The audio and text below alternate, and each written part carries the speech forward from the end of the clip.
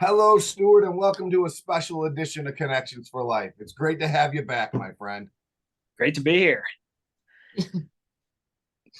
I love doing these things just to make Joe and Chad's reaction. I can't help it. You sound like you're like, welcome to the break. Come on down. That's exactly You're the next contestant. what he's looking for. That was what he was looking for. That's exactly What's up? What's up, Big Stu? What are you doing, buddy? Big Stu. Well, I am in Gadsden, Alabama, visiting my in-laws for the holidays. So appreciate you guys spending time with me. What song is that, like Gadsden, Alabama? There's a song that references Gadsden, Alabama. What do you know what it is? Well, the band Alabama is from Fort Payne, which is, I don't know. No, that's not it. I'm gonna Google it. They may have written one about Gadsden. I don't know. Look at your Google. Sweet Home Alabama. Now you got Leonard Skinner. No, is it Leonard Skinner? I don't know. That's a lot for me. Sweet Home Alabama. No, that's not it. Thanks, Teddy. You're welcome. Anyways, we're here. We're sorry to get you going there, but we're here to talk about some APGA events, right? So why don't you just tell us? I know there's one that's coming up real soon, January 6th. That's right. We're not going to put this episode out before then, though, just so you know. Yeah. We might. We'll put it on the 7th. Yeah, it'll be really close to your event. Yeah. Well, the good thing is that event kicks off a series of events. And so January 6th at 11 a.m. Eastern time, we're going to have Colonel John Olszewski, who is the chair of APGA's board, a friend of the show, I believe. Yes. Absolutely. He's kicking off a series that we're going to have specifically in 2023 for young professionals. So we're really excited about this. A couple of years ago, a lot of our members were commenting to us that they're having challenges with workforce. So we did a couple things, I guess 2020, 2021 to really help them with their workforce challenges. But we still got some, conversations from our members saying it's still a problem. We'd really love a specific focus on young professionals. And so that's really, and not just professionals, I mean, young employees, right? So there's definitely going to be interaction and emphasis on both the folks in the field, as well as the folks that are typically in the office for most of their week, like an engineer or a draftsman or, somebody working on the GIS. If you're over 42, are you just not allowed to, or 35, just not allowed 35. To show up? So here's the kicker. So you are allowed to show up, but grandfathered in. Your role is to be a mentor, right? So the focus is 35 and under, is really trying to get those folks engaged in what we're trying to do. But by all means, we want older, I don't know if that's the diplomatic way to say it, but experienced professionals to engage, because that's who these younger folks want to hear from, right? You guys. I just wish I was professional. I would like to point out that he's not talking about us. Like when we talk about a mentor program, we're not invited. Anybody else that might be, but us not. I don't like being grouped in with that with you guys. You're actually the biggest offender, Toddy. And probably you might still be in the Toddy. I didn't even mean to. I meant to say Teddy. I said Toddy. I'm so sorry. I can't believe I'm gonna have to get bleeped out. It's like a bad word. I didn't even do it on purpose. I'm sorry. Anyways, Merry Christmas. So anyway, Stuart, this is something that's happening every month, right? Yep. So every month we're going to try to target the first Friday, but sometimes with holidays or work schedules, it may be like the second or third Friday. But the first one will be with the Colonel, and he'll be talking and trying to engage the attendees on mentoring. And so how to begin a mentoring relationship, what's a good mentoring relationship look like? How do you know if you're successful or not? And then in the months after, we'll have different topics. Like we may have someone talk about networking. We're trying to encourage our members to bring younger folks to events. You guys go to a lot of industry events. It's frustrating. I'll say maybe this personal opinion, but it's frustrating that more of the experienced people are the ones that get those opportunities. And you're losing a lot of information sharing, a lot of knowledge transfer by not having younger folks come. And we understand cost, travel, whatever. And so we're thinking through like scholarships or whatever that might allow that. But anyway, if you do get the opportunity, how do you best take advantage of that as a young professional to network at those types of events, or even within your company, get to know folks and network. And so those are just kind of two topics we're throwing out, but we'll welcome I any think that's pretty incredible, Stuart, especially, Great you know, idea. we talk a lot about the, you know, the 15-year span in the utilities that they didn't hire anyone. So you have these guys that are getting closer to retirement, and then you have nobody really for 15 to 20 years at most of these utilities, which is pretty crazy. So to engage that younger group with the older ones, I think is really important. That's a great idea. It is funny that you say that, because I never even really thought about it. But the people that get to go to trade shows are the people that have been in the industry a long time, right? It's never the people that are young that actually need to learn, unless it's something that's a specific learning, like the Appalachian short course, like those measurement or corrosion, or measurement course, But no, that's a really good thing. Well, do you have any idea what? Sorry, go ahead, Tony. Well, one of the funny things is like, so when I'm obviously the youngest in the industry out of our group here, you know what I mean? I've only been doing this 4.5 years. Look at them. So again, always something to say. I didn't say anything. I know. So one of the directives I was given by Dan Pajak, the owner of UPSCO, and he said to me when I got it, he goes, "Hey, I want you to identify some guys in your age range that you think have a real bright future and this, that, and the other, and work with those guys and grow and cultivate those relationships, because in the time to come in the near future and in the distant future, they're going to be the guys ascending into these certain positions that we need, right?"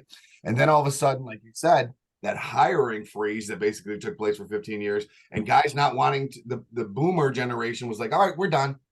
I don't want to do this anymore." All exited. So all of those guys were promoted into positions that are at the upper echelon of where they're at. And it was like, I picked the right guys and they got to that spot really, really fast, but they're missing that 15 years of like, you know, experience of learning the positions and this kind of stuff. It's a crazy dynamic that's existing in our industry. So Stuart, do you have any other do you know of any other speakers that you're going to have, or is it just we know John's going to be the first and then we're going to kind of go from there? Yeah, we've pretty much laid out 2023, but we hope it's successful and that we can carry it on into 2024 and beyond. And also too, while these roundtables are specific for APGA members, we're working closely with the group, the Young Pipeline Professionals, YPP. Yeah. Cue the rap. I almost sang it. I did sing it. We're all singing in our heads, so you might as well just down with YPP. So we want to partner with them to do things for the industry. And so there could be opportunities. And I know you guys, Joe, you and I have talked about this, and on some of your previous shows, y'all had some, you know, titans of the industry, if you want to call them that, just guys that have been around for a while and have done some incredible things, and getting that story to those younger professionals or nothing else. I think, and the thing that might be a little harder with the Colonel, but the hope is we want this to be a conversation, not a presentation. And so really having him, you know, lead a discussion, right? Having the younger folks feel comfortable asking questions and then him responding. We want to do that with all the roundtables. And I think that's where we're going to see value. Is because I think just naturally as a younger worker, you're probably intimidated by somebody like that. And we want to make it a comfortable environment for you to feel like you can ask questions and not get like, that's a stupid idea type responses. How would people be able to like sign up for it or get to it? Like, is there a website or some way that you can, you know, direct people? Yeah, absolutely. So if you start at apga.org, which is our landing page, there's an events tab at the top. And so you can go there, and we've got upcoming educational webinars is one of the things you can select. So just click that, and that'll take you to all our webinars. You can see which ones we're talking about with the Young Professional Roundtable. And it's free. Yep, free to APGA members. You can actually register once for the whole series. And so once you register once, you'll get kicked 12 Zoom invites. And I should have said that at the beginning. These are all virtual. You guys, I think a couple of you guys came in October last year to our operations conference where we did have some in-person sessions on young professional kind of engagement. So we're going to do that again this year, but that's, you know, a few months away. And so we definitely want to keep the momentum going when it comes to engaging in this, you know, strategic item for us. No, I think it's admirable. I think it's a smart decision. I think a lot of organizations should probably model, or at least try to model after this, because I mean, the only way that our industry grows is through workforce development. It's kind of what we talked about with a couple people in the last few weeks, is that it's super important to get, young people engaged in the industry and educated. And so really, really good idea. I know that you also have some meetings coming up that are committee meetings. You want to talk about those just really quick? I know those are in January too, I believe. Yep. So the end of January, it's kind of that last week of January, which bleeds over into February. So I think the Sunday is the 28th, maybe. And so we'll start there with kind of a reception for folks. And then Monday, Tuesday, we'll have our board and committee meetings. So those are, just kind of kicking the year off. What are we planning on doing in 2023 with each of those committees? The highlight of the week, though, will be what we're calling our legislative summit. And so that'll start Tuesday morning. And so Tuesday morning, we'll start out with kind of a government relations, overview. We'll talk a little bit about what happened in 2022, but really focus on 2023. It's going to be another busy year from a regulatory and legislative standpoint. And so we want to kind of get folks in the mindset. One of the unique things we're doing this year is going to have some guest speakers. So we'll have some folks from the Hill come and talk. We'll have some of our colleagues that are with other trade associations come and talk. And then obviously APGA staff will be able to present a little bit. But it's really trying to encourage our members to engage in, both the rulemaking process as well as the legislative process. And so obviously we all know there was elections last fall. And so there'll be some new members of Congress that are representing APGA member service areas. So we want to kind of help folks understand, how do you build a relationship with those new members? How do you help them understand the key issues important to public utilities? And that's really kind of the focus through this legislative summit, is a little bit of training, but by all means, going and doing it, right? So you've got, we'll have some programming Tuesday morning and Wednesday morning, but Tuesday afternoon, Wednesday, kind of mid-morning, we'll wrap up. So Wednesday morning, Wednesday afternoon, if you want to go to the Hill, go to Capitol Hill, meet with your lawmaker. We'll have some meetings with FERC. We'll have some meetings with PHMSA. And so if you're, if you want to do that, there's always those opportunities as well. And that's January 29th through the 31st. Is that correct? Yeah, it should be. It's that Feb 1st. Yep, February 1st. Mm-hmm. Okay. It's that last week. And so that Tuesday, I'm blanking on the day. I think that's the 31st, right? That's the 31st, yeah. So Tuesday is really that kickoff of the legislative summit, and then it'll run kind of all day Tuesday and Wednesday morning. Well, Teddy and I will be there in case anyone cares. Really dumb question. Where should we stay? Like, where is there a hotel we should be at? Or I'm asking for myself right now because I haven't booked anything. Being very selfish with that. Yeah, Teddy, I'm asking for you too, man. I refer to us as one. Oh. Please don't do that. Please don't ever do that again. One. So anyway, Stuart, where is it being held? Okay, so I'll plug the website for this as well. So again, apga.org events. This is our winter board and committee meetings, and then the legislative summit. You can kind of see both these events linked to the same page. So just find that. The event is hosted by, or is going to be the host hotel, I guess, is the Phoenix Park. So it's right there on Capitol Hill. It's on the Senate. Sounds fancy. Hey, that's all we did. Sounds like it's from Arizona. Teddy, we'll be at the Hilton Garden Inn. Sounds like it's from Arizona. Teddy, there's a Motel 8 right down the street. I'll get us some. I already booked at the Red Roof around the corner. Good move. Right Plus, you get the Red Roof Plus. No, I can't afford the plus. Yeah, so we'll be at the Phoenix Park. It's a cool location. In times past, we've done it in Virginia, but I kind of like being on the Hill. Makes it easy for me because I live just a few blocks away, so makes it easy to get there from my house. We'll just stay at your house. Hey, yeah, y'all are welcome. I know you have a basement. You would only do that once. Yeah, trust me, I just experienced it. Only do it once. So, well, that's cool. I think it's awesome. I think we should have you on every now and again to talk about some of the events that are coming up. I think it's always good to make sure that we're informing the industry of things. And I've said it before on the show, and I'll say it again. I think APGA probably does the best job of being creative and getting people out there and engaging its membership. You guys do a heck of a job with that. So keep doing what you're doing. Hey, can I just share two things? No, that's it. Time's up. Yeah, go ahead. Of course. No, just one more thing on the young professional. Mhm. You know, I mean, I haven't been in this industry a long time, but I've been in it a while, and I've been fortunate that I've been in a variety of different segments of the industry. And by all means, I'm not just blowing smoke. I mean, the public utility segment is really the funnest I've enjoyed. And it's really the guys that I work with that are in this part of the industry.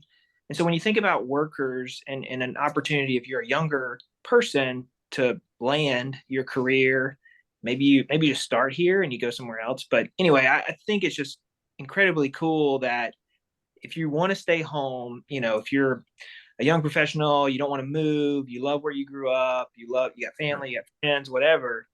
The public utility offers that. And it's unique, I think, in that it offers that, right? I mean, sure, you grew up in Houston, the world's your oyster. But if you grew up in a small town in North Alabama, you like living there and you don't want to move, you can land at a public utility and make a decent career there, working your way up, both field and office type jobs. And so just put in a plug for just the opportunities that are available in that public utility workforce. And so that's really the hope through this young professional thing, is to let folks understand there's opportunities. Don't lose sight of the cool adventures you can have in a public utility.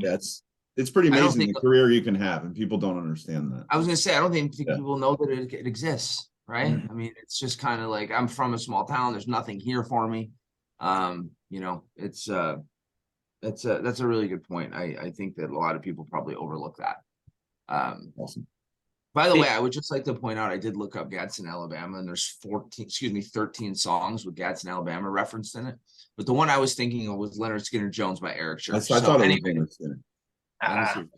No, Leonard Skinner Jones by Eric Church. It's a different, not Leonard Skinner. It's a lot for me. I know. Everything's Anybody that knows that song. No, Eric Skinner by Leonard. Yeah, sure. You should look it up. Look it up. We're off the rails are off the tracks. All right, one more. Go ahead. One more is with the legislative summit. One of the things we also want to do is really help folks understand that their voice matters. And so, you guys, I'm happy to help y'all set up a meeting with your congressman in New York, your congressman in Ohio. Chad, I know you're in the Columbus area. And so don't lose sight of that. I mean, sure, it's politics, you might going to get your way all the time, but building that relationship, making that contact, and it doesn't have to be with a member of Congress. I'd say 99% of the time it's not going to be. It's going to be with his or her staff. Yep. And so that's honestly the key relationship you want. And so, definitely encourage you guys, if y'all are in town, talk to me. We'll get something on the calendar for y'all, other APGA members, or even other folks in the industry, through your trade association. Heck, ask me. I'm happy to make a connection, just because I do realize it's important to have your voice and your input into those elected officials. And I hate to say it, but even more so now than ever, just because of some of the challenges we're facing on the policy front when it comes to natural gas. And I don't want to get into that argument because I know we're wrapping up, but just know. Now we're ding, ding, round 2. We're going again. There it is. I'm just trying to figure out who my congressman is. That's a good question. I probably should have done a little homework on that. I don't know. We thought you'd know off the top of your head. Are you Maloney? Is it what? Not Maloney? Is it Carolyn Maloney? Is she that far? Or is it Carolyn Maloney? You can say whatever name you want, man. I don't. All you got to do is go in the United States House of Representatives and put your address, your zip code in. It's very simple. But I wanted to, I want to close out my window so y'all can see these cool curtains I have in the background. So yeah, nice Those valance. are sweet. I'm finding my member in Congress. I didn't know. All right. We can do this. You Yes. can do this by yourself. Listen, Stuart. No, he's got an. Stuart has to know. And he can know too. All he has to know is your zip code. Yeah, well, I'm going to tell him right now. Yeah, text me your zip code and I'll make it happen. I have I have Senator Gillibrand, Representative Katko. Okay. Oh, he's pretty cool. Yeah. And Mine's then Mike Schumer. Carey. Mine's Mike Carey, Republican. And you got a new senator, Chad. So that'll be a conversation. He'll be busy, but hopefully energy is one of his key issues given all the production in Ohio. Yeah, you think it would be. That's cool. Yeah, I have You have to Katko. do that. That's really neat. I think that's I'd love to something meet that him. a lot of people don't understand they can do too. I don't know if he's gonna want to meet me, but Oh, that's a different story. I'll bring my list. Yeah. Like Santa's list. Hey man, as always, thanks for gracing us with your presence. Anytime you want to come on this show, you have an open invite. So I think we might just change it to Stuart's Corner or something like that. Big Stu's Corner. Do stories. Stu stories. Stu's clues. Stu's clues. That's a good one. That's a t-shirt. Yeah, right. Just Stuart Chase on it. I love it. Hey man, enjoy your time in Gadsden, Alabama with your in-laws and your family. Happy holidays, and thank you for, I'll let you be the representative, but thank you for all the things that APGA does for the industry and that you guys continue to do. It's pretty awesome. And we're looking forward to seeing you in less than a month now. So yeah. So turn the calendar and get moving again, I guess. Yeah, no, you guys enjoy the holidays, and by all means, I gotta say that I am just one person. I happen to be the person on the show today with you guys, but there's a ton of great folks at APGA. I say a ton. There's 10 of us, but we all. Don't worry, Dave's not watching this. You're not going to get a raise or anything. I'm not talking about him. Now I'm sending this to him. It's Hold definitely on. not working out for you. No, you're right. There are a lot of great no longer people. employed by APGA. Yeah. Stuart Salters, AGA. Hey man, All right, Merry Stuart. Christmas. Merry Thank you for Christmas. everything. Y'all take care.